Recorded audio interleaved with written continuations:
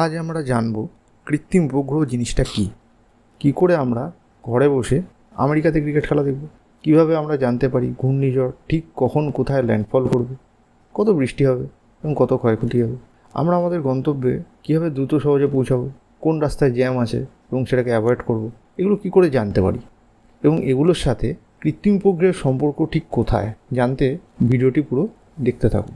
কৃত্রিম উপগ্রহ জিনিসটা কী? কৃত্রিম উপগ্রহ হলো এমন একটি যন্ত্র যা মহাকাশে রকেটের সাহায্যে লঞ্চিং করা হয় এবং পৃথিবী বা অন্য কোনো গ্রহের কক্ষপথে সেটা ঘুরতে থাকে। এর মাধ্যমে আমরা পৃথিবী এবং মহাকাশের বিভিন্ন তথ্য সংগ্রহ করতে পারি। যেরকম যদি সেই স্যাটেলাইটটা মঙ্গলের চারপাশে যায়, মানে মঙ্গলের চারপাশে ঘুরতে থাকে, তাহলে সেটা মঙ্গলের সম্পর্কে তথ্য গ্রহণ করবে। যেরকম মঙ্গলে কি আদৌ কোনো প্রাণের অস্তিত্ব আছে, জলের অস্তিত্ব আছে কি না। যেরকম চাঁদেও আমরা পাঠাই, চাঁদের মধ্যে কি জলের অস্তিত্ব আছে। যেমন আমরা জানতে পেরেছি চাঁদে মানুষের ওজন 1/6 ভাগ হয়ে যায়, মানে আপনার ওজন 60 কেজি হলে চাঁদে গেলে আপনার ওজন 10 কেজি হয়ে যাবে, ফলে আপনি অনেক বেশি লাফাতে পারবেন। এগুলো কেন হলো? এই সমস্ত জিনিসই আমরা এই স্যাটেলাইটগুলোর মাধ্যমে করে থাকি।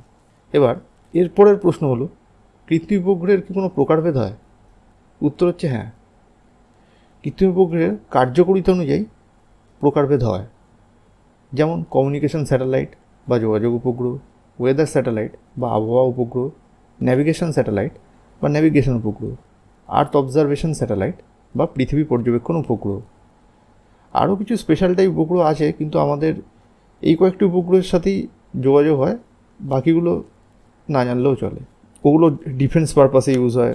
কিছু স্পেশাল উপগ্রহ, কমিউনিকেশন স্যাটেলাইট বা যোগাযোগ উপগ্রহ। কী করে আমরা ঘরে বসে আমেরিকাতে ক্রিকেট খেলা দেখব বা ঘরে বসে বিদেশি ক্রিকেটারদের লাইভগুলো দেখছি, কী করে দেখি, বা আমাদের দেশেরই কোনো দূর প্রান্তের যে মানুষের সঙ্গে আমরা কমিউনিকেট করি সেগুলো কী করে করার একটাই মাধ্যম ইন্টারনেট, অথবা আপনি টিভি দেখছেন, অথবা যে ফোনে কথা বলছি। এই সমস্ত সিগন্যালগুলি মূলত যোগাযোগ উপগ্রহের মাধ্যমে সেন্ড হচ্ছে আমাদের কাছে। এবার হচ্ছে আমরা কী করে জানতে পারি যে ঘূর্ণিঝড় ঠিক কখন কোথায় ল্যান্ডফল করবে, কত বৃষ্টি হবে, কত ক্ষয়ক্ষতি হবে। আবহাওয়া উপগ্রহ এই আবহাওয়ার পূর্বাভাস দিতে সাহায্য করে, যা আমাদের জীবনকে নিরাপদ রাখতে সাহায্য করে। মানে ধরুন যারা বাঁধের পাশে থাকে, যদি রেমাল কিছুদিন আগে যে ঘূর্ণিঝড় এলো, এরম টাইপের ঘূর্ণিঝড় আসলে তাদেরকে সরিয়ে নিয়ে যাওয়া দরকার। বন্যা পরিস্থিতিতে তাদের ঘরবাড়ি ভেসে যাবে। তো সেই যে আগে থেকে সেই মানুষগুলোকে সরিয়ে নিয়ে যাওয়া, বা কোথা দিয়ে ঘূর্ণিঝড় যাবে, কোথায় কোথায় ক্ষতি হবে, সেই মানুষগুলোকে ঠিক জায়গায় পৌঁছে দেওয়া, এই কাজ করে বলেই এগুলোকে লাইফ সেভার বা জীবন রক্ষাকারী এক স্যাটেলাইট বলা যায়।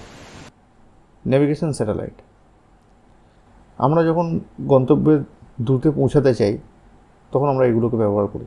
যেমন আপনি তো দেখেই থাকবেন জিপিএস হিসাবে এগুলো ব্যবহার করা হয়। যেমন ওলা উবের গাড়িতে যে ম্যাপগুলো ব্যবহার করে তারা দ্রুত কোনো জায়গায় পৌঁছে দিতে সাহায্য করে, অথবা আপনি ঘরে বসে গুগল আর্থে দেখছেন আপনার বাড়ি বা আপনার কোনো জিনিসের সার্চ করে দেখছেন। এই যে জিনিসগুলো, যে কোনো জিনিস কোথায় অবস্থিত, কত দূরে, কীভাবে পৌঁছাবো, এই পুরো ম্যাপিং সিস্টেম বা ম্যাপ নেভিগেশন, এই যে সিস্টেমটা, এই কাজটা এই নেভিগেশন স্যাটেলাইট করে। আর্থ অবজারভেশন স্যাটেলাইট, এই স্যাটেলাইটটি আমাদের পৃথিবীর পরিবেশ, আবহাওয়া এবং অন্যান্য পরিবর্তন সম্পর্কে তথ্য প্রদান করে। যেরকম জলবায়ুর পরিবর্তন, সমুদ্র স্তরের পরিবর্তন, এগুলো পর্যবেক্ষণ করতে এগুলো সাহায্য করে। আচ্ছা, শুনলে হয়তো মনে হতেই পারে পৃথিবী পর্যবেক্ষণ উপগ্রহ আবহাওয়া উপগ্রহের কোনো পার্থক্য নেই, কিন্তু আসলে তা নয়। দুটোর মধ্যে বিস্তর পার্থক্য আছে। যেমন পৃথিবী পর্যবেক্ষণ উপগ্রহ পৃথিবী পৃষ্ঠ এবং বায়ুমণ্ডলের তথ্য সংগ্রহ করে। এটা ব্যবহার করে আমরা সমুদ্র স্তরের কোনো পরিবর্তন হলে জানতে পারি। মাটির আর্দ্রতা সেটা পর্যবেক্ষণ করা যায়। ভূমি ব্যবহার করা সেটাও দেখতে পাওয়া যায়। শহরের পরিকল্পনা, ধরুন আপনার কোনো একটি শহরে খুব জ্যাম যানজট বেড়ে গেছে, কোথা দিয়ে নতুন কোনো টানেল বা ব্রিজ বানালে এই জ্যাম যানজট থেকে রক্ষা পাওয়া যায়, এই সম্পর্কিত তথ্য এই স্যাটেলাইটের মাধ্যমে পাওয়া যায়। আবহাওয়া উপগ্রহ আবহাওয়া পর্যবেক্ষণ, ঝড়ের পূর্বাভাস অথবা তাৎক্ষণিক আবহাওয়ার পূর্বাভাস 2 ঘন্টার মধ্যে বৃষ্টি আসছে, ঠিক আছে, বা আজকে রাত্রেই বৃষ্টি হবে, আজকে কালবৈশাখী হওয়ার সম্ভাবনা আছে। এই খবরগুলো এই আবহাওয়া পর্যবেক্ষণ স্যাটেলাইটগুলো দেয়।